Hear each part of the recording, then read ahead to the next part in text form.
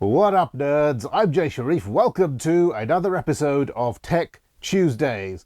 Normally, I'd be telling you all about whatever gadgets or tech I've bought in the last week. However, this episode is going to be a little bit different because I've been doing some spring cleaning. And I happened to come across some old equipment, including the first HD camera I ever bought, more than 10 years ago. And it's still in the box, obviously, because that's the kind of nerd I am. Whenever possible, I always keep the box and the accessories because you never know when you might need to sell your old equipment. So this is the Sanyo HD2000, which first came out in 2009, and I distinctly remember when and where I got this. Back in 2010, I was living in Kent, about an hour away from London, but commuting to my offices at Trafalgar Square. Now, my job involved a lot of foreign travel, and I decided I wanted to buy a new camera to document my travels and to record some family videos as well. It's hard to believe it now, but back in 2010, online shopping wasn't normal. People still didn't quite trust the idea of ordering from a website. I mean, I still read online reviews, I still did my research online, but when it was time to buy, I went to a shop. And my favourite destination for gadgets and tech was Tottenham Court Road, where they had row upon row upon row of electronics shops. And maybe they still do have them, but we live in a very different world now, and I suspect a lot of those shops don't exist anymore.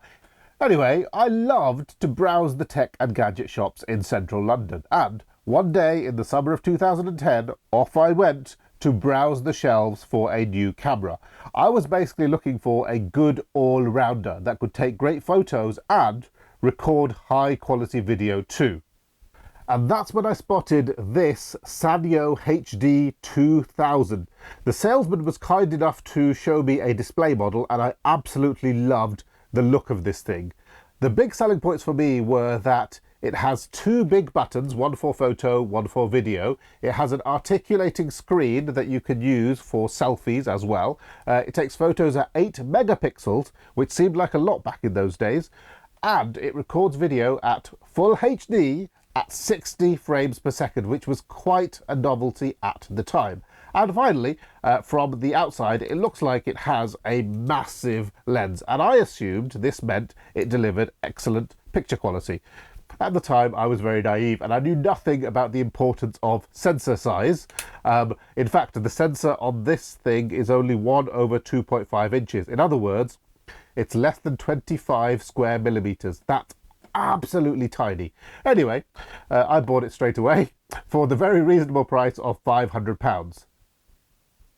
So let me give you a quick rundown of the specs on this camera. It records in full HD, widescreen at 60 frames per second at a rate of 24 megabits per second.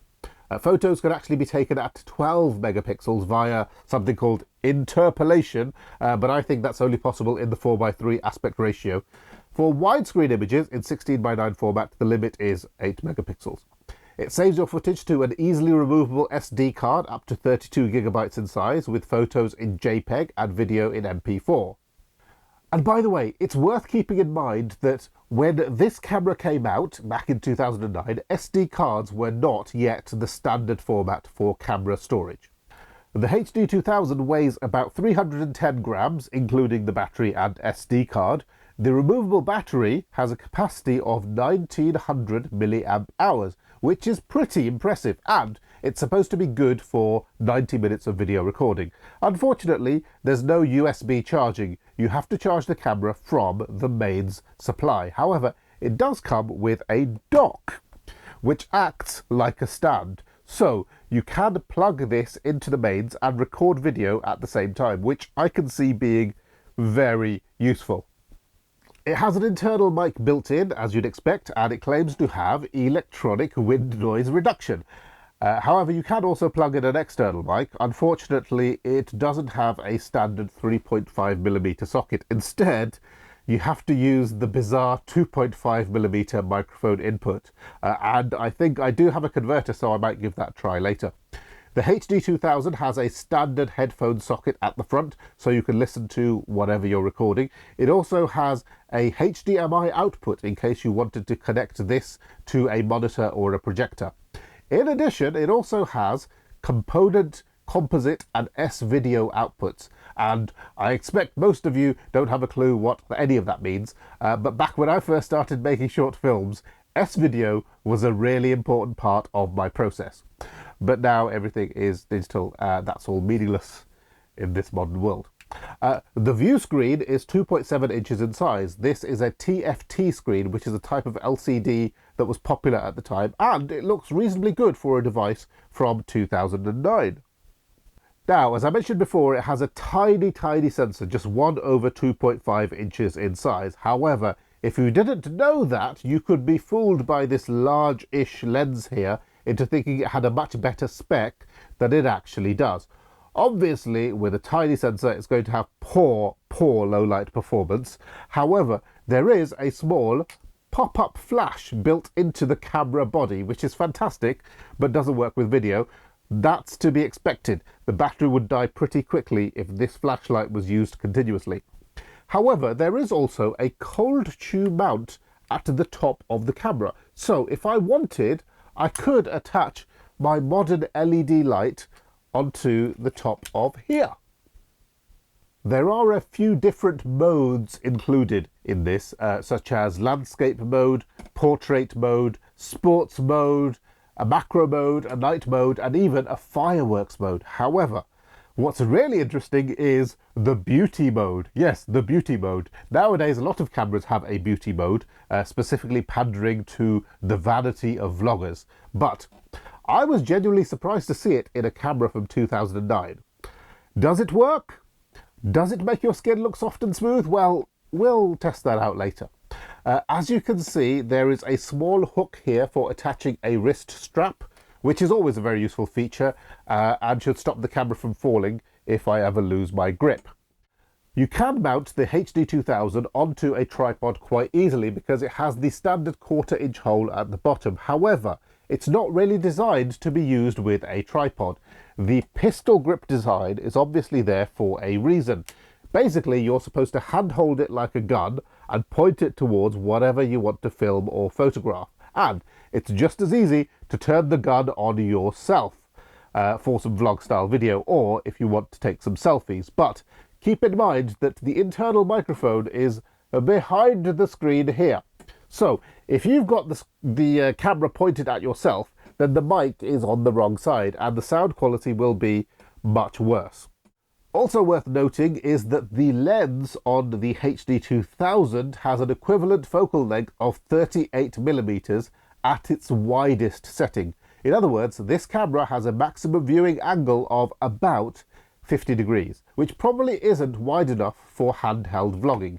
Now, personally, I think a 90-degree angle of view is the best choice for vlogging, and that would be a full frame equivalent or focal length of about 18mm. Anyway, that's enough talking. I think what we all really want to know is, how does this thing perform in the real world? And how does it compare to a modern camera? Now, I'm not going to put it up against a modern-day mirrorless camera, that would be stupid, but it might be interesting to compare it to something like my GoPro Hero 5 Session, mainly because the image sensor in this 4-year-old GoPro is exactly the same size as the sensor in this 11-year-old Sanyo. Let's start with some photography, but keep in mind that these two cameras have very different lenses. The GoPro has a 3mm lens, while the Sanyo has a 6mm lens. So the GoPro photos will always have a wide angle look and will always have image distortion. So this is an image taken by the Sanyo. It looks pretty good and it's probably good enough for posting on social media. Now, here's the same photo taken by the GoPro, and I think it's pretty obvious it's an inferior image, and when you zoom in, the difference becomes even clearer. Now, obviously, these two cameras are about 6 years apart in age, and a lot can happen in 6 years, and the technology world moves very fast. However, lenses can make a huge difference. Also, the Sanyo takes images at 12 megapixels, whereas the GoPro tops out at just 10 megapixels. Here's another photo taken with the Sanyo. Again, it's decent, nothing to write home about, and it doesn't even come close to what a modern compact or mirrorless camera can achieve. But at the same time, it's good enough for posting online. And here's the same image when recorded by the GoPro, and again, it's not even close to the same quality, which is a bit disappointing, but not really a surprise. And once again, when you zoom in, the differences become even clearer, and again, this isn't a surprise. Okay, so it looks like the Sanyo has the advantage over the GoPro when it comes to photography.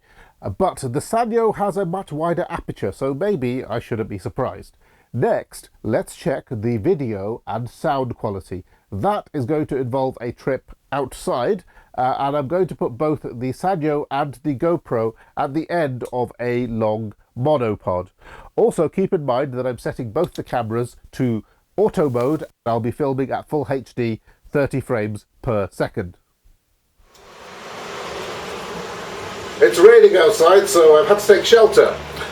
Anyway, the youngsters out there might well be wondering what the hell is a Sanyo. You might even suspect it's like one of those cheap knockoff brands that are so common in China nowadays. Actually, Sanyo was a highly respected and very successful electronics company back in the 1980s and the 1990s. They were based out of Japan and produced all kinds of products, including cameras, camcorders, projectors, audio equipment, and a hell of a lot more. Things started to go wrong for them in the early 2000s, however. By the time I bought this camera in 2010, they'd already been taken over by Panasonic. And not long afterwards, the Sanyo brand was retired. Panasonic then went on to be quite a major player in the camera world, and they were instrumental in the success of the Micro Four Thirds format for mirrorless cameras. Anyway, how does this sound? I'm now going to plug in an external mic so you can compare the two, and I'm going to switch on the beauty mode and set the Sanyo to aperture priority at f1.8. Right, so here we are on beauty mode, aperture priority 1.8. Now what's really interesting is that Sanyo produced quite a lot of these Xacti cameras in the pistol grip format. What I didn't know was that they even produced some waterproof versions, and you could literally take them swimming with you. They weren't rated for diving, but you could take them down about 5 feet and then cope just fine. Unfortunately, none of the waterproof versions were full HD. The best you could hope for was 720p. Nowadays, of course, the GoPro cameras are waterproof straight out of the box, all the way down to about 10 meters. So, there you have it, the Sanyo HD2000, my first ever HD camera, and in a way, this was my first ever vlogging camera too, even though I've never done a day of vlogging in my life. I'm not a vlogger, I'm an artist. The disappointing part of that video footage was the very poor autofocus capability of the Sanyo. I actually filmed quite a lot while outside, and the face tracking feature does work, but most of the time it doesn't. I will say this, the Sanyo camera does have some impressive features for a device so small. Firstly, it has some decent slow motion credentials for its age. It can shoot slow motion down to 240 frames per second. Not in HD, but it's not too bad under the circumstances. You can also record slow-mo at 600 frames per second, but the quality of that video is absolutely atrocious. The HD2000 also has an inbuilt 10 times optical zoom, which is quite a feat considering how small this is. It's also supposed to have inbuilt image stabilization and face detection autofocus, but neither of those seem to work very well in video mode. In case the camera nerds were wondering, yes, you can shoot in full manual mode if you want, with full control over aperture, shutter speed and ISO. The ISO can be set as low as 50 and as high as 3200. You can also shoot in shutter priority and aperture priority. Incidentally, the aperture range goes from f1.8 all the way to f8, and the shutter speed can be varied from 4 seconds all the way to 1/10,000th of a second. Now, Sanyo advertised this very prominently as a dual camera, and it's definitely capable of shooting photos and video. There is a catch though. Being a camera for both means it's not particularly good at either. Its video wasn't as good as an equivalent camcorder of the time, and its photos weren't as good as a dedicated stills camera from back in the day. The more experienced photographers and videographers are likely to notice barrel distortion, vignetting and purple fringing due to chromatic aberrations, which is disappointing considering this camera cost me £500. And right now, in terms of quality, this Sanyo is clearly one of the worst cameras I own. However, I can't bring myself to sell it because I'm quite nostalgic about it. It did travel the world with me, and the Sanyo brand doesn't even exist anymore, so I like having this in my collection. The good news is there are plenty available online if you want to buy one for yourself. They are all second-hand, of course, and you can pick one up for about £50 on eBay. However, in my opinion, it's much safer to buy second-hand camera stuff from Amazon rather than eBay. So I've put a link in the description for you in case you were tempted and willing to part with £170 for this. However, for that kind of money, you can easily pick up a used DJI Osmo Action, and the Osmo Action is an absolutely brilliant little machine, 100 times better than this. Anyway, this has been another episode of Tech Tuesdays, and a much more nostalgic one than you're probably used to seeing. Thank you for joining me on this trip down memory lane. I'll be back again next week with more. Later, nerds.